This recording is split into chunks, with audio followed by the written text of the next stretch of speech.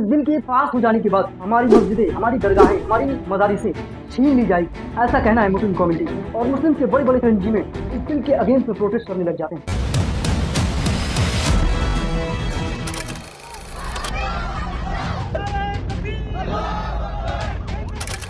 वक्त एक ऐसी प्रॉपर्टी है जिसे ना तो सेल की जा सकती है, ना तो उसे खत्म किया जा सकती है। जब कोई भी पर्सन, कोई भी वाकिफ अपनी प्रॉपर्टी को डोनेट करता है, वक्त करता है, तो उस प्रॉपर्टी का ऑनर कोई इंसान नहीं बल्कि उस प्रॉपर्टी का परमानेंट ऑनरशिप अल्लाह की हो जाती है।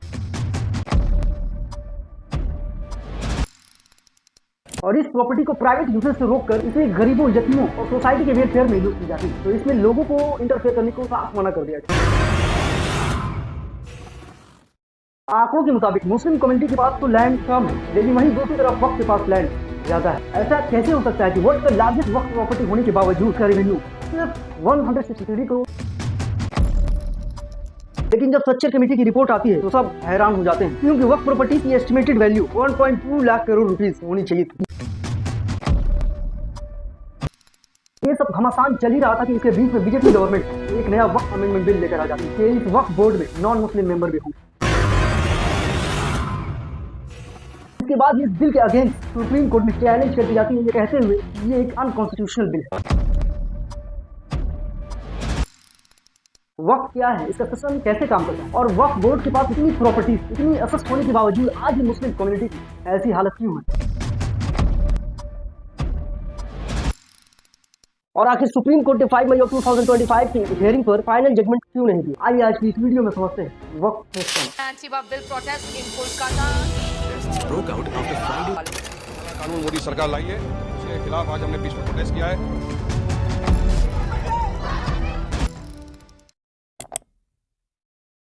वक्फ का मतलब होता है कि किसी प्रॉपर्टी को अल्लाह के नाम पर डेडिकेट कर देना, उसे वक्फ कर देना।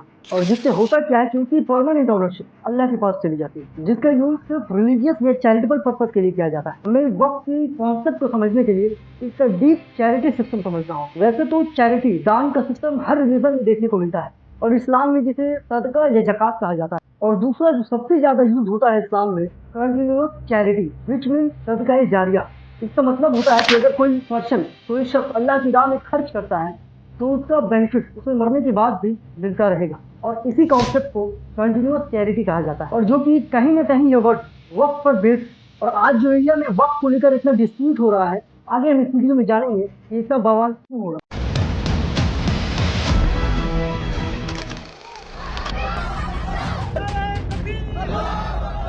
देखिए, मोस्टली लोग कहते हैं कि काबा दुनिया का सबसे पहला वक्त जिसे हजरत इब्राहिम और उनके बेटे हजरत इस्माइल ने तामीर की थी, विच मीन बनाई थी, क्योंकि काबा स्पेशली अल्लाह की इबादत के लिए बनाई गई थी। बट अगर वक्त का कॉन्सेप्ट देखें तो काबा सिर्फ दुनिया का सबसे पहला वक्त कहलाता है। मगर एट द सेम टाइम अगर इस्लामिक वक्त सिस्टम के आगाज को देखें तो इस्लाम के दूसरे खलीफा हजरत उमर के लैंड को ही इस्लाम में सबसे पहला डॉक्यूमेंटेड वक्त लैंड माना गया।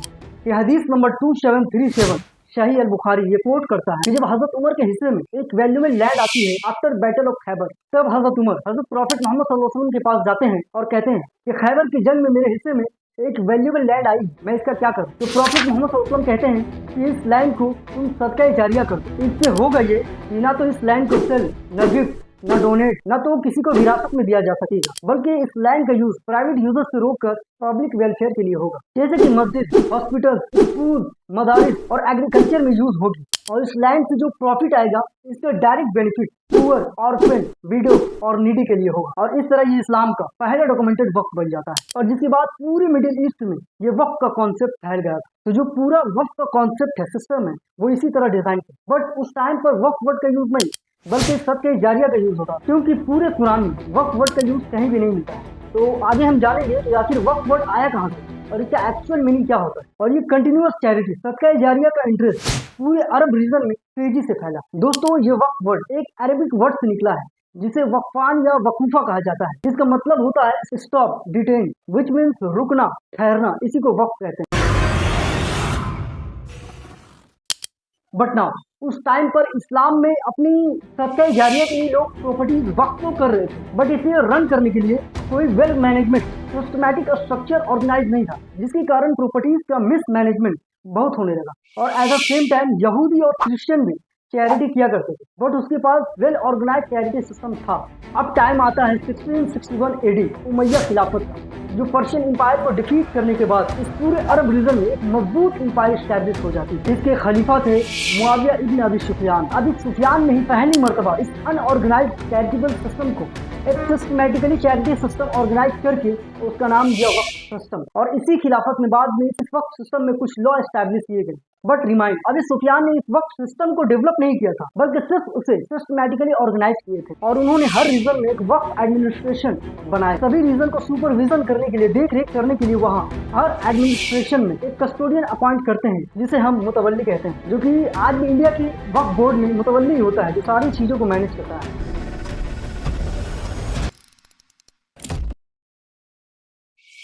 एक मुतवल्ली का काम होता है प्रॉपर्टीज को देखना, इनकम कलेक्ट करना, उस इनकम का सारा डेटा रखना, और इन सभी चीजों को मुतवल्ली सही तरीके से मैनेज करने लगे। तभी उस टाइम पर इस सभी चीजों को देखते हुए एक वक्त डॉक्यूमेंटेशन रजिस्ट्री बनाई गई, जिसमें उस रीजन में उस टाइम पर जितनी भी प्रॉपर्टीज वक्त हुई थी उसका सारा ऑफिशियल रिकॉर्ड बनाना स्टार्ट कर देती है। और जो वक्त लॉ एस्टैब्लिश किए गए थे, ये लॉ सभी को साफ साफ क्लियरली बता दिए जाते हैं कि अगर कोई प्रॉपर्टीज एक बार वक्त हो गई तो वो प्रॉपर्टीज परमानेंट अल्लाह की ऑनरशिप में चली जाएगी, और इसकी ऑनरशिप चेंज नहीं की जा सकती किसी भी कंडीशन में। और दोस्तों, यही बात इंडियन सुप्रीम कोर्ट भी कहती है, वंस अ वक्त इज ऑलवेज अ वक्त। और इसके टाइप भी सभी को बता दिए जाते हैं कि किस किस पर्पस के लिए प्रॉपर्टीज को वक्त करी जा सकती है, like religious purpose, charitable purpose, family purpose, और भी कई तरीके के टाइप्स हैं, आप स्क्रीन पर देख सकते हैं। और अगर कोई non Muslim charity means properties वक्त करना चाहे तो वो कर सकती है, बट इस प्रॉपर्टीज को सिर्फ इस्लामिक पर्पज के लिए यूज की जाएगी।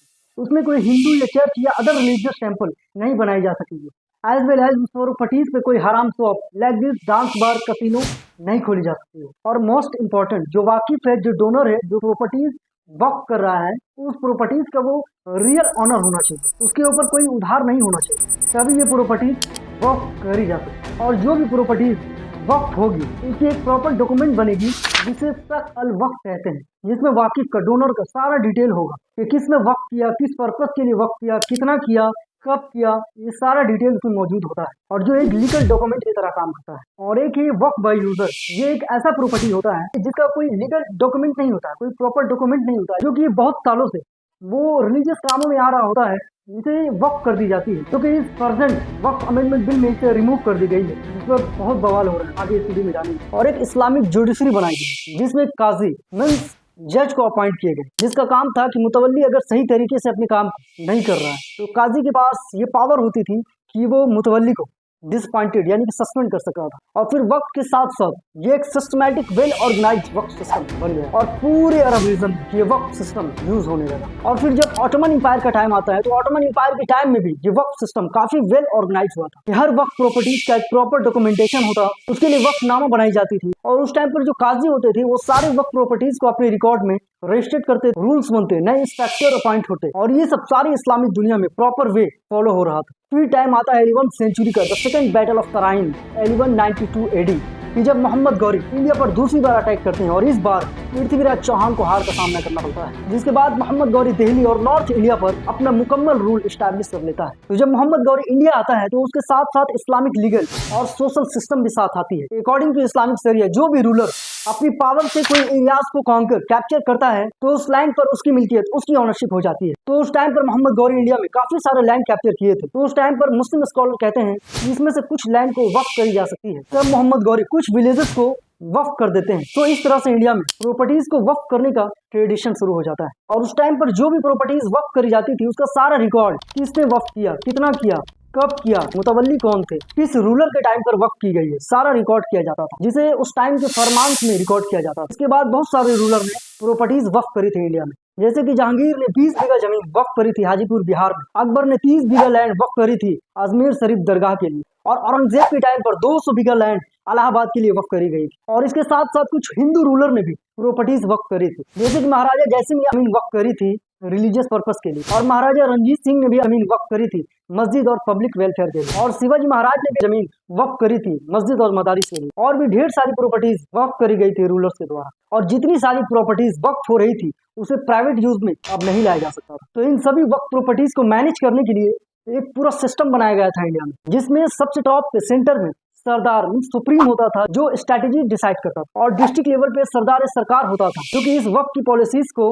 इम्प्लीमेंट और मैनेज करता था। उसके नीचे काजी होते थे जो वक्त प्रॉपर्टीज के केसेस को देखते थे, और इस वक्त प्रॉपर्टीज से रेवेन्यू कलेक्ट करने का काम दीवान को दिया गया था, और वक्त की जो डेली एक्टिविटी होते थे वो मुतवल्ली देखते थे। यहाँ तक तो सब ठीक चल रहा था, वेल सेटल तरीके से। बट 1707 में मुगल बादशाह औरंगजेब की डेथ के बाद ईयर 1757 में ब्रिटिशर्स इंडिया पर रूल करने लग जाता है, क्योंकि मुगल उस टाइम पर काफी वीक हो चुका था। और जब ब्रिटिशर्स इंडिया पर रूल करने लग जाते हैं तो वो हिंदू और मुस्लिम रिलीजियस मामलों में वो इंटरफेयर नहीं करते।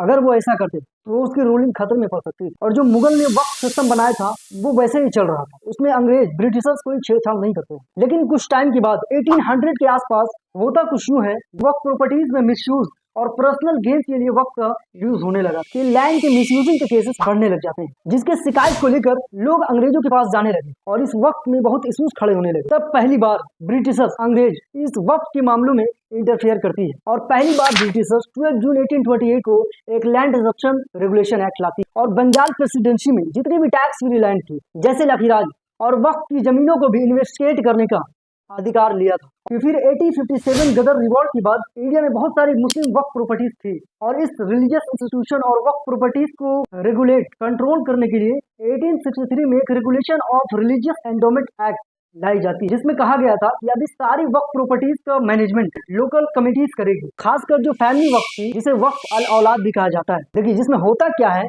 कि वो लैंड वक्त तो होती है, लेकिन उस वक्त प्रॉपर्टी से जो प्रॉफिट आ रहा होता है उसमें से कुछ रेवेन्यू वाकिफ मींस जिसने लैंड को डोनेट किया है, वक्त किया है, उसके फैमिली मेंबर्स को दी जा रही होती है। उसे ही वक्त अल औलाद फैमिली वक्त कहा जाता है। तो ब्रिटिशर्स का कहना था कि अगर वक्त प्रॉपर्टीज से फायदा वाकिफ और उसके फैमिली को मिलता है तो ये एक वक्त नहीं बल्कि ये एक ट्रिक है प्रॉपर्टीज को बचाने का, जो कि ब्रिटिशर्स इसे भी खत्म करने की बात कर रहे थे। और जब ब्रिटिश जुडिशल में ये मामला जाता है तो कोर्ट ये जजमेंट देती है ये फैमिली वक्त सिस्टम इज इनवैलिड, और सारे मुस्लिम्स इस जजमेंट के खिलाफ प्रोटेस्ट करने लग जाते हैं। और इस प्रोटेस्ट का इम्पैक्ट इतना ज्यादा हुआ कि ब्रिटिशर्स 1913 में एक वक्त वैलिडेटिंग एक्ट ले आते हैं और जिसे ब्रिटिश पार्लियामेंट में पास करते हैं, और इस फैमिली वक्त को लीगलाइज करार दे दिया जाता है। फिर ब्रिटिश के बाद जब इंडिया 1947 में आजाद हुआ तब कांग्रेस गवर्नमेंट इस वक्त प्रॉपर्टीज को प्रोटेक्ट और प्रॉपर वे में मैनेज करने के लिए 1954 में पहली मर्तबा एक वक्त एक्ट लेकर आती है, और इसी एक्ट के तहत इंडिया में पहली मर्तबा स्टेट वक्त काउंसिल जैसी बोर्ड को एस्टैब्लिश की गई, और जिसमें मुतवल्लीज को वक्त प्रॉपर्टीज का रजिस्ट्रेशन और फंड मैनेजमेंट रेगुलेट करने का रिस्पॉन्सिबिलिटी दी गई। लेकिन फिर भी पूरी तरीके से यह वक्त इंडिया में ऑर्गेनाइज नहीं हुआ। तभी 1954 एक्ट को रिवाइज करके 1995 में एक नया वक्त एक्ट लाया जाता है, जिसमें एक मेजर स्टेप लिया गया था कांग्रेस एरा में, जैसे वक्त प्रॉपर्टीज का सर्वे करना मैंडेटरी कर दिया गया और हर स्टेट में वक्त बोर्ड बनाना कंपलसरी कर दिया गया था। वक्त ट्रिब्यूनल स्टैब्लिश किए गए और मुतवल्लीस को अकाउंटेबल बनाए गए, और वक्त को इंक्रोचमेंट के अगेंस्ट एक्शन लेने का पावर दिया गया, और जिसकी वजह से वक्त को बहुत पावर मिल गई, और इंडिया में ये काफी वेल ऑर्गेनाइज सिस्टम बन गया। सेंट्रल वक्त काउंसिल ये एक डिवाइजरी बॉडी होती है जो कि मिनिस्ट्री ऑफ माइनॉरिटी के अंडर काम करती है। सेंट्रल वक्त काउंसिल वक्त बोर्ड को गाइड करती है और ऑडिट और इंस्पेक्शन भी करती है। लेकिन फिर इस वक्त बोर्ड में पॉलिटिकल अपॉइंटमेंट्स होने लगे, जिससे ट्रांसपेरेंसी कम होने लगी, जिससे लैंड माफिया बढ़ने लगी। कर्नाटक और महाराष्ट्र जैसी स्टेट में हाई प्रोफाइल वक्त स्कैम सामने आती है, जिसमें कर्नाटक की 2012 में 2 लाख करोड़ रुपए की प्रॉपर्टीज इंक्रोचमेंट स्कैम सामने आती है, और महाराष्ट्र में महाराष्ट्र स्टेट वक्त बोर्ड के रिकॉर्ड्स के अकॉर्डिंग वहाँ की ऑलमोस्ट वक्त प्रॉपर्टीज पर इंक्रोचमेंट है। ये सारे आर्टिकल रिपोर्ट्स हैं। फिर इन सारे वक्त लैंड अतिक्रमण को देखते हुए 2013 में गवर्नमेंट एक वक्त अमेंडमेंट ले आती है, और जो कि ये अमेंडमेंट वक्त बोर्ड के लिए बहुत अच्छा साबित हुआ, जिसमें वक्त प्रॉपर्टीज को इलीगल ट्रांसफर या सेल से प्रोटेक्ट किया गया और ट्रिब्यूनल को और पावर दी गई, और मोस्ट इंपॉर्टेंट वक्त लैंड को गवर्नमेंट रिकॉर्ड में टैग करना कंपलसरी बना दिया गया। जिसके बाद क्या होता है, वक्त बोर्ड तमिलनाडु के कट्ठुकोलई गांव, मध्य प्रदेश, कर्नाटक, पंजाब और महाराष्ट्र के मुंबई एयरपोर्ट पर भी दावा कर देते हैं, और यहाँ तक कि सुन्नी वक्त बोर्ड ने इंडियन मॉन्यूमेंट ताजमहल पर भी दावा कर देते हैं कि ये एक वक्त प्रॉपर्टीज है और इसे वक्त असेस्ट के रूप में डिक्लेयर होना चाहिए। बट जब एएसआई ने वक्त बोर्ड से डॉक्यूमेंट प्रूफ मांगा तो वक्त बोर्ड के पास कोई क्रेडिबल डॉक्यूमेंट्री प्रूफ नहीं होता, जिसके बाद सुप्रीम कोर्ट भी इस क्लेम को रिजेक्ट कर देते हैं। और कितनी वक्त प्रॉपर्टीज के केसेस ऐसे हैं जो अभी भी पेंडिंग चल रहे हैं। सिर्फ तेलंगाना में 4000 से ज्यादा केसेस पेंडिंग चल रहे हैं, ओवरऑल अगर आप ये रिकॉर्ड देखें तो टोटल पेंडिंग केसेस अराउंड 40,000 से भी अधिक है और इसमें मुस्लिम कम्युनिटी के भी 9,000 से ज्यादा प्रॉपर्टी केसेस पेंडिंग है। दोस्तों ये आप सारा रिकॉर्ड इंडियन गवर्नमेंट के ऑफिशियल वक्फ बोर्ड पर जाकर देख सकते हैं। और इन सभी घमासान के बीच बीजेपी गवर्नमेंट 8 अगस्त 2024 को एक नया वक्फ अमेंडमेंट बिल लेकर आ जाती है पार्लियामेंट में। लिसन, ये जब 1995 का वक्फ एक्ट बना था जिसके तहत मुस्लिम अपनी प्रॉपर्टीज को रिलीजियस या चैरिटेबल पर्पस के लिए डोनेट कर सकता है, बट इस 2024 के वक्फ अमेंडमेंट बिल में कुछ मेजर चेंजेस किए गए हैं जिसमें फर्स्ट वक्फ बाय यूजर को हटा दिया गया, विच मींस बिना लीगल डॉक्यूमेंट वाली आप कोई भी प्रॉपर्टीज वक्फ नहीं बन सकती। कि वक्फ बाय यूजर क्या होता है कि अगर कोई प्रॉपर्टीज का यूज एक लंबे टाइम से एक रिलीजियस या इस्लामिक चैरिटेबल पर्पस के लिए हो रहा है तो ऐसे प्रॉपर्टी को वक्फ बाय यूजर मानकर वक्फ डिक्लेयर कर दिया जाता था, भले ही उसका ऑनरशिप डॉक्यूमेंट ना हो। दूसरा, अब प्रॉपर्टीज वक्फ करने के लिए वाकिफ डोनर जो प्रॉपर्टीज डोनेट कर रहा है वो एटलीस्ट 5 ईयर मुस्लिम हो, विच मीन्स अब प्रॉपर्टीज वक्फ वही कर सकता है जो एटलीस्ट 5 ईयर से मुस्लिम प्रैक्टिसेस कर रहा हो। इससे ये क्लियर हो जाता है कि अब नॉन मुस्लिम्स अपनी चैरिटेबल पर्पस के लिए प्रॉपर्टीज वक्फ नहीं कर सकता है, जो कि पहले बहुत सारे लोग करते थे। वक्फ बोर्ड में अब नॉन मुस्लिम मेंबर को भी ऐड किया जाएगा और अब वक्फ बोर्ड में मिनिमम 2 मुस्लिम वुमेन मेंबर का भी होना मैंडेटरी होगा। और अब वक्फ प्रॉपर्टीज का रजिस्ट्रेशन सर्वे डिजिटल पोर्टल पर होगा और ट्रिब्यूनल के डिसीजन के अगेंस्ट जाकर हाई कोर्ट में पिटीशन अपील की जा सकती है। और इस बिल को जैसे ही पार्लियामेंट में पेश की गई तो मुस्लिम्स और इस बिल के अपोजिशन पार्टीज भयंकर प्रोटेस्ट करने लग जाते हैं, जिसके बाद फिर इस बिल को 9 अगस्त 2024 को जेपीसी ज्वाइंट पार्लियामेंट में भेजी जाती है इस बिल को रिव्यू करने के लिए। और फिर 30 जनवरी 2025 को जेपीसी अपना रिपोर्ट सबमिट करते हैं पार्लियामेंट में। लेकिन फिर भी इतनी प्रोटेस्ट करने के बावजूद 3 अप्रैल 2025 को लोकसभा और 4 अप्रैल 2025 को राज्यसभा से इस बिल को पास कर दिया जाता है। The bill is passed. प्रस्ताव स्वीकृत हुआ और विधेयक यथा संशोधित पारित हुआ। और 5 अप्रैल को राष्ट्रपति द्रौपदी मुर्मू के इस बिल पर साइन करने के बाद ये बिल मुकम्मल तरीके से एक कानून बन जाती है और इस बिल का नाम उम्मीद रखी गई है। एक तरफ गवर्नमेंट कह रही है कि ये बिल रिफॉर्म्स और ट्रांसपेरेंसी बढ़ाएगी, वही दूसरी तरफ कम्युनिटी कह रही है कि ये बिल हमारी रिलीजियस ऑटोनॉमी को हट करती है। बट इस बिल के पास हो जाने के बाद इस बिल के अपोजिशन लाइक AIMIM के प्रेसिडेंट असदुद्दीन ओवैसी, कांग्रेस की मोहम्मद जावेद और all India personal law board जैसी तंजीमें इस बिल के अगेंस्ट में चैलेंज कर देती है कि ये एक अनकॉन्स्टिट्यूशनल बिल है। सुप्रीम कोर्ट में पिटिशनर का कहना है कि ये हमारी आर्टिकल 26 रिलीजियस फ्रीडम का वायलेट करती है, जिसके बाद सुप्रीम कोर्ट की तरफ से गवर्नमेंट को 7 डेज का टाइम दिया गया था इस बिल पर रिप्लाई देने के लिए। और इस ड्यूरेशन के बीच सुप्रीम कोर्ट ये ऑर्डर देते हैं कि वक्फ बाय यूजर प्रॉपर्टीज में अभी कोई भी नया एक्शन नहीं होगा और वक्फ बोर्ड में नॉन मुस्लिम की अपॉइंटमेंट अभी होल्ड रहेगी। जिसके बाद सुप्रीम कोर्ट ने इसकी नेक्स्ट हियरिंग 5 मई को फिक्स की थी, बट होता कुछ यूँ है कि 5 मई 2025 को चीफ जस्टिस संजीव खन्ना जी कहते हैं कि इसलिए मैं फाइनल डिसीजन नहीं ले सकता क्योंकि 13 मई 2025 को मेरी रिटायरमेंट है। Well, I met with CJI Justice Khanna over a cup of tea just a few days before his retirement. जिसके बाद फिर अगेन इसकी नेक्स्ट हियरिंग 15 मई 2025 को फिक्स की गई थी, जो कि अब नए जस्टिस BR गवई जी इस केस को सुनेंगे। लेकिन फिर अनफॉर्चुनेटली इस डेट को भी फाइनल डिसीजन नहीं हो पाता है, जिसके बाद फिर इसकी नेक्स्ट हियरिंग 22 मई 2025 को रखी जाती है। और इस केस पर सुप्रीम कोर्ट में 3 दिन की लंबी बहस होने के बाद अनफॉर्चुनेटली इस वक्त बिल पर अभी तक फाइनल डिसीजन नहीं हो सका। सब्सक्राइब। जय हिंद।